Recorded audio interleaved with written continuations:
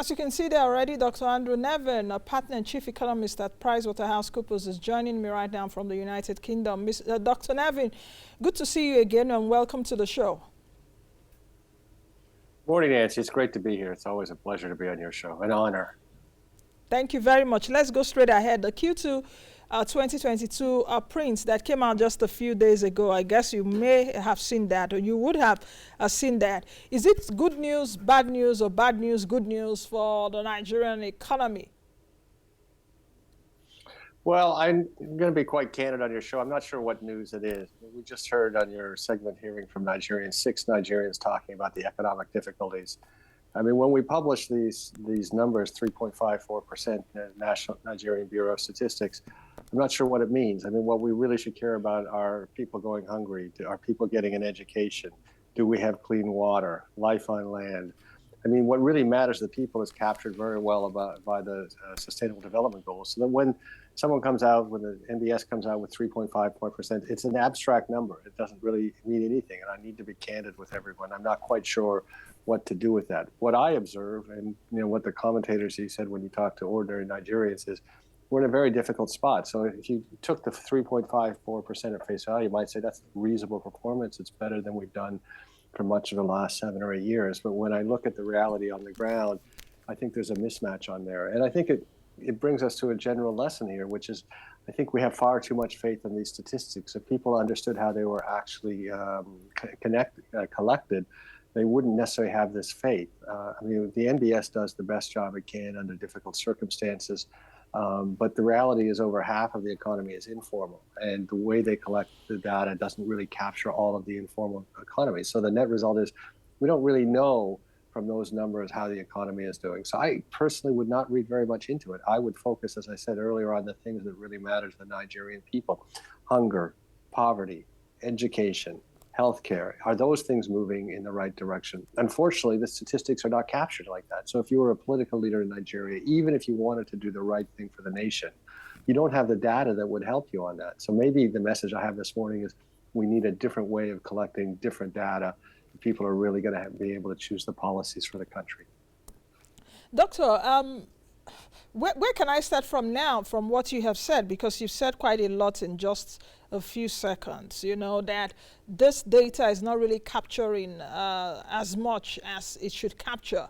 The Nigerian economy is largely informal. So are you saying that perhaps the methodology should change in terms of capturing? Then the big part of it is that the things that really matter to Nigerians, of course, the Vox Pop that we had earlier really show that out of about 6 people that were interviewed, Nigerians largely feel the same way. So in terms of hunger, poverty, health indices, and education and what have you, which is the Human Development Index part of it, how should all of this be attended to? Because since the GDP is really not telling us the whole story, really. Well, I think that there's been, if you go for the past 50 or 60 years, I mean, I began my graduate work in economics in 1980. And I can tell you, of course, when I went to the graduate work, I mean, GDP is the prime number that's supposed to tell you about the health of the economy. But what we've learned over the last couple of decades, and particularly the last decade, is it's not a very good indicator of all the things that really matter to us. So I guess what I would urge the nation is let's go beyond GDP. So at one level, let's start collecting other numbers. I mean, if you think of the Sustainable Development Goals, why are they so powerful? Because they speak to what really matters to people. As we said, poverty, education, the environment, gender equality, good, decent work. So they still connect to the economy, but they connect in a way that matters to people. Now, the thing about the 17 SDGs is that, in fact, Nigeria is more advanced than many other countries. I mean, I go to lots of conferences, I talk to lots of people, and we use this SDG language on that. And people want to advance the SDGs. Impact investors are interested in that. Shalape Hamid, as an example, is the SDG advisor to His Excellency Senator Olu, Governor of Lagos. And it just shows you how advanced the country is on that. So let's go a little bit further. Instead of putting out a headline about GDP, let's put a headline about the SDGs, which means a different way of collecting the data. But if we go back to the core idea of economic activity in the country, on that, one of the problems that we have right now is because of our informal economy and because of the way data is collected traditionally, it's really out of date by the time we do it. It's a backward-looking indicator. But there are many more ways to collect data now in real time. So we can get transactional data. You were talking earlier around the use of POS machines, for example. That data we can get in real time. We can get transportation data. We can get satellite data. And I think if we wanted to really understand what's happening in the economy, we need to embrace this big data and analytics to do that. Now, this is something that I'll be candid again with everyone on the show.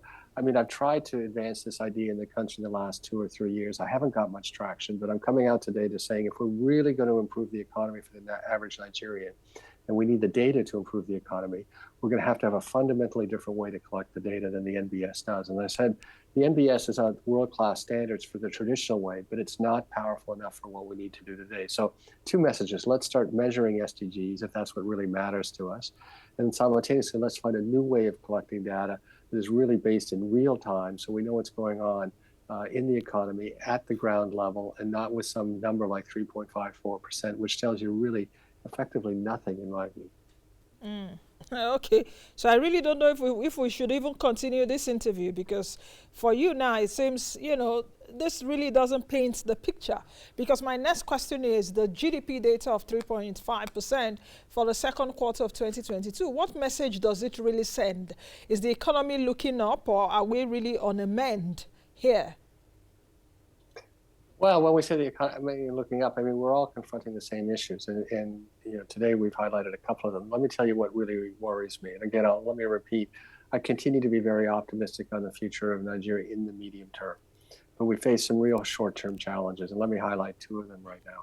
Inflation, when inflation is 7 to 9%, in a sense that I don't want to say is a good thing, because inflation is a tax on the poor, but it's tolerable. So if I know that prices are going up 7 to 9%, I'm not necessarily going to change my behavior that much. I'm going to absorb the losses from holding cash, holding something in the bank account, but continue doing what I'm doing. Because I know in 6 months from now, I will have lost 3 or 5%, but it isn't a catastrophe on my money. When inflation gets 20%, I have a very different calculation, because now I don't want to hold cash, because I know every day I hold cash, it's getting less and less valuable. In Ghana, we're seeing inflation at 30%. People's behavior changes, and it becomes very dangerous. And you have the two very bad outcomes can happen. One is dollarization, where people simply refuse to accept the naira.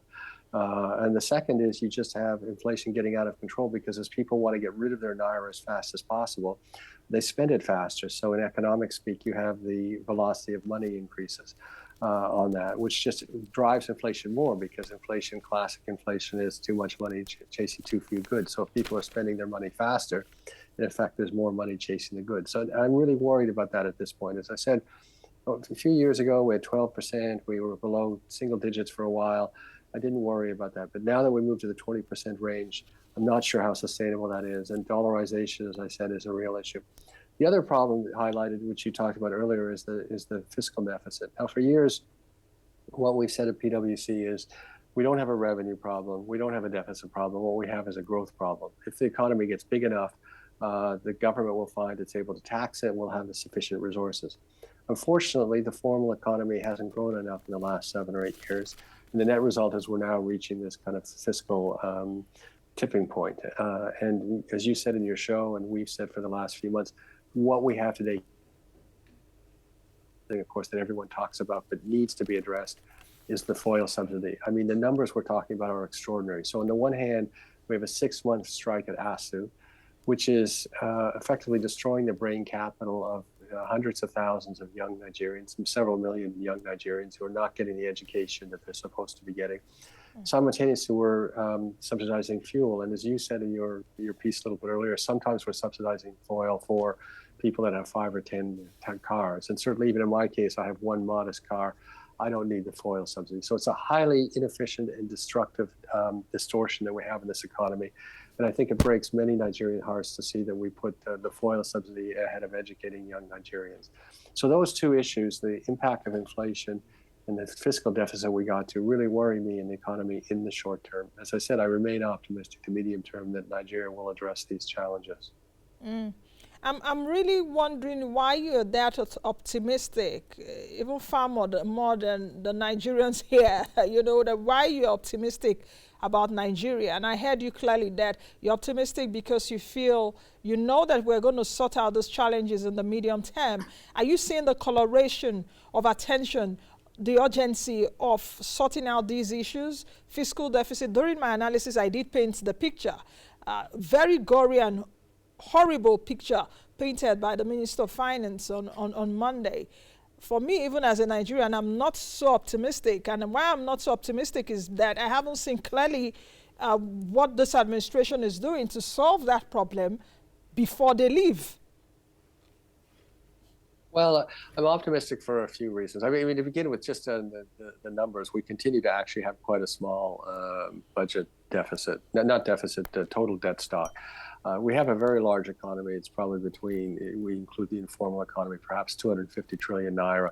So even a debt stock at 50 trillion naira is only 20% of GDP, which is very modest by world standards. So we still have time to address that. But, you know, I see, because I'm on the ground, I've been there a long time, as people know, so much happening at the local and state level. So a few things to give me optimism. I think a number of states are really stepped up and are trying to develop their own social and economic situation. This was not true 5 years ago.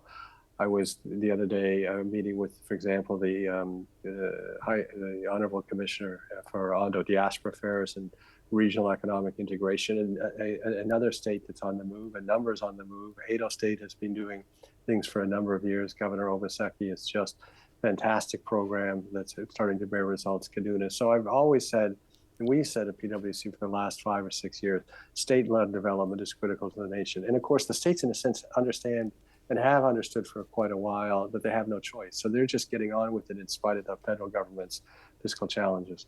On the foil subsidy, it has to come to an end. As you said yourself, it's not sustainable. Everyone understands it's not sustainable. It's just a question of, is it 6 months from now? Is it a year from now? We're not going to have this foil subsidy in 2 or 3 years. It's just not mathematically possible. So that gives me optimism.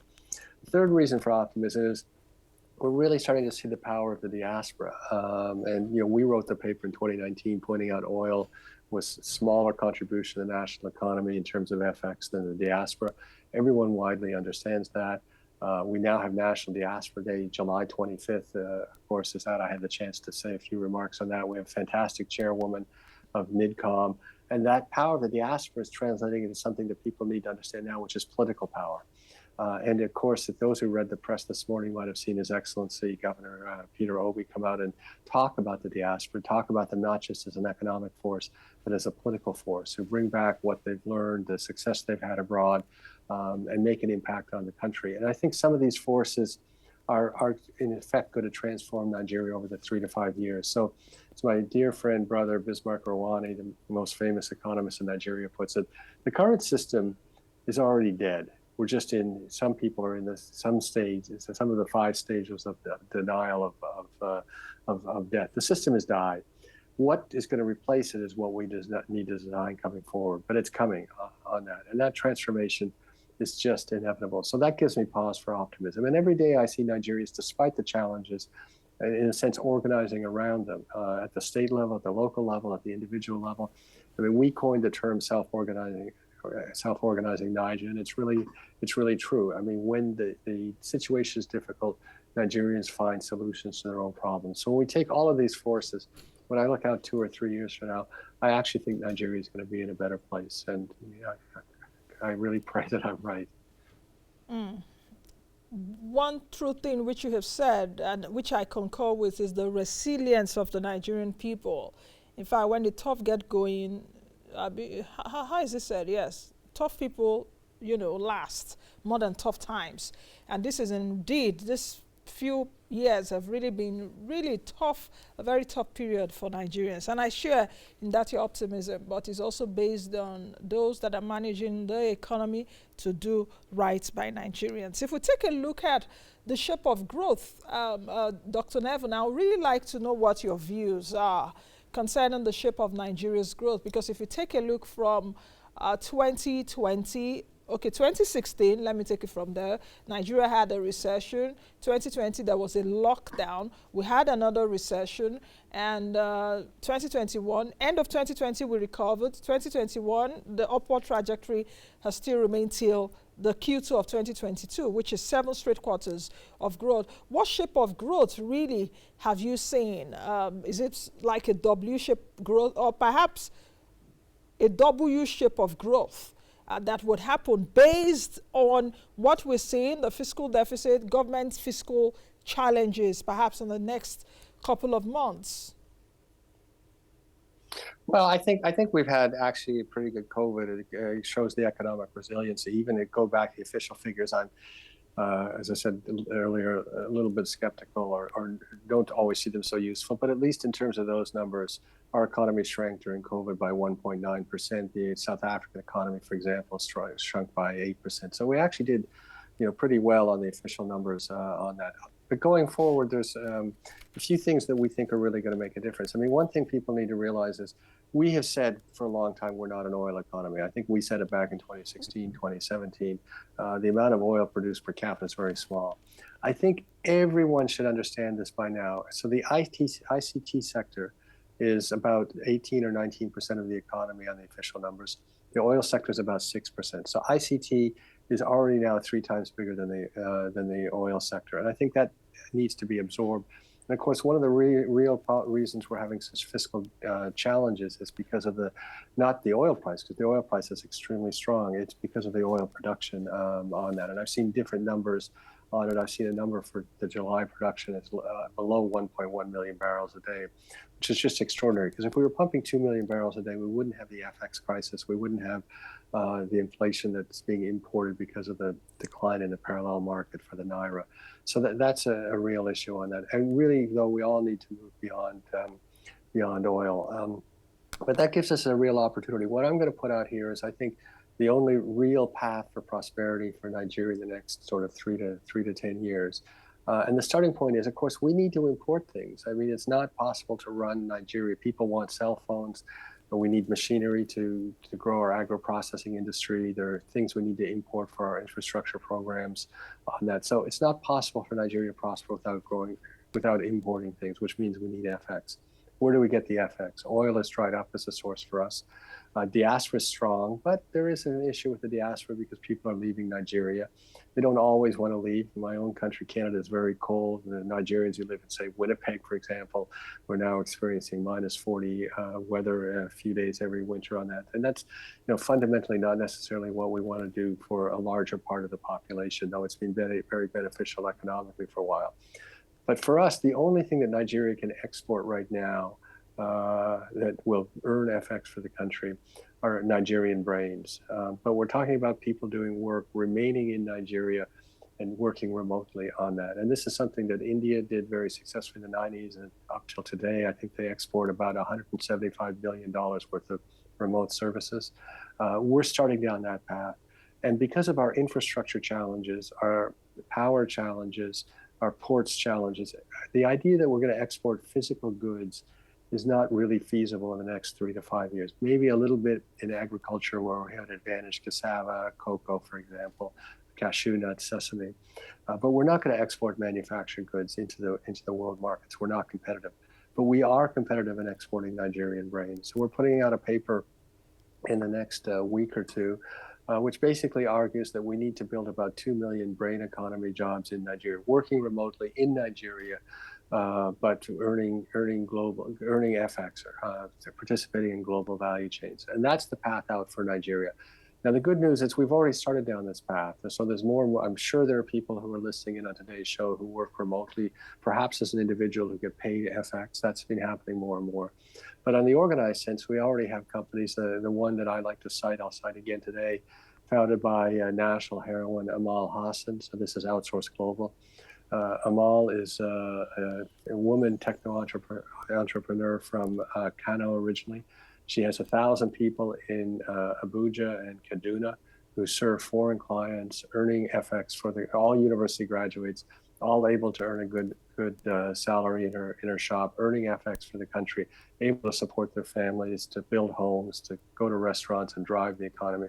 That's what we need to scale up on that. And the number we're going to put out in our report is in 10 years, we'd like to see 2 million remote workers. If we have 2 million remote workers participating in high value, global value chains with high salaries, we're going to be fine economically. But that for us is the best path forward on that. And that gives us reason for optimism because it's really starting to happen.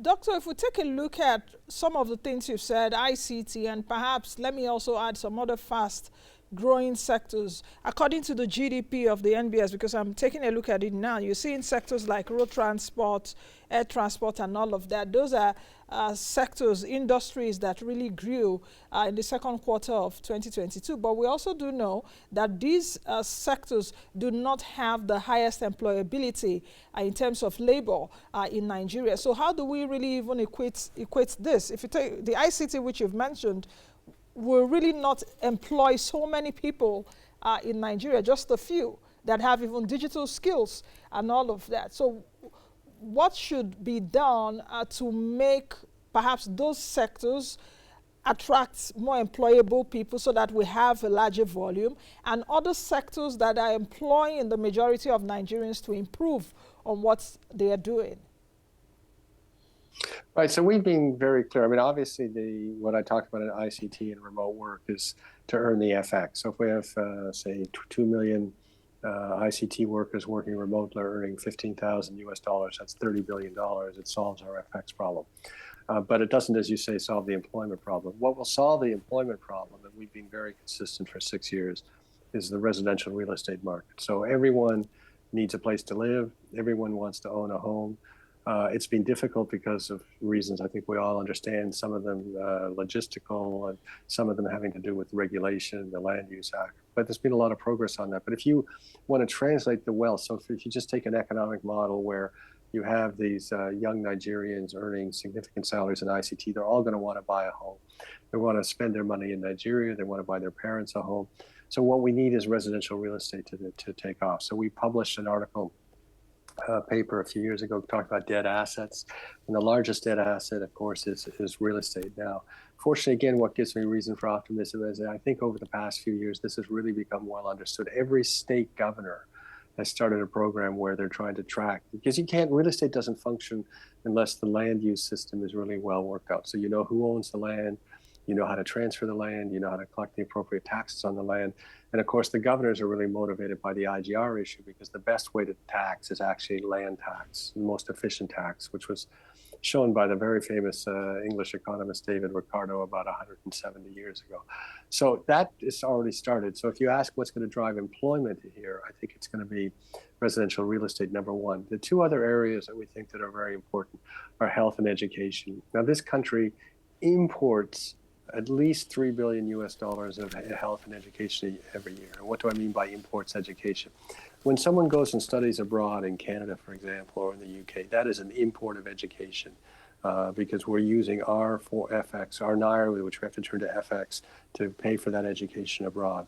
So in terms of both driving employment and really improving the economy here, to the extent that we invest in education and healthcare, we're able to have more people educated here, more people having their healthcare here, we're really going to benefit, well, in every way, but including economically. And of course, education and healthcare are really also big drivers of employment on that. So the basic elements of the strategy for us are, in terms of export, we export Nigerian brains, brain capital, we call it, working remotely in Nigeria. Of course, the diaspora is still there and growing and becoming more economically powerful. That will address our FX issues. And domestically, the industries that we should focus on, of course, obviously, the broadband infrastructure, because that supports the exports of brain capital. But the three major industries we'd like to see focus on are real estate, particularly residential real estate, healthcare, and education. I think if we do those things, you're going to find very rapidly this country could turn around economically and socially. All right, Doctor, let's talk about the oil sector and the industry sector, so to speak. The oil sector, of course, contracting. This is not a new story. We've seen the jeopardy that the oil sector in Nigeria has been experiencing, and it's such a very sad and upsetting one at that at the time where oil prices are going up, Nigeria's oil sector is nowhere to be found in all of this. We are not even gaining from that. What can be done to the oil sector to make its fortunes better? We've seen the commercialization of NNPC. Then the second part of the question is the industry sector, which contributes about 19% to Nigeria's GDP. You have services at around 57, agriculture within the band of 20-something%.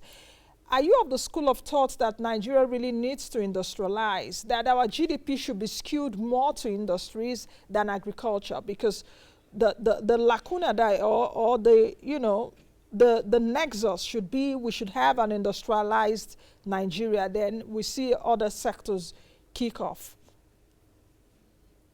Let me answer the last question first on that.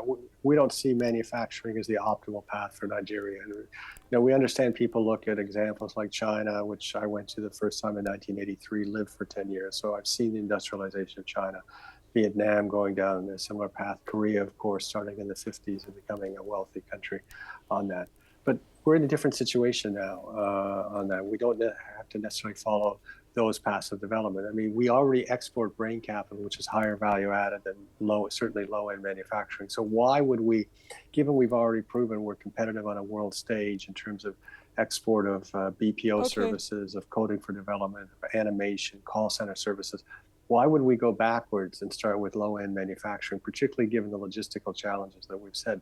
So we're coming out very strongly to say, we're not taking the Chinese or the Korean model. We're taking a new model and of course, it's all been changed by the advent of technology and COVID. I mean, the idea of remote working, I mean, in the 1990s, it was a relatively new thing. India was very powerful at the start of all of these processes. It really helped in their prosperity, enormously in their prosperity. But it's even easier now today to start down that path because... Okay, Doctor, I think that's the much we can take at this time.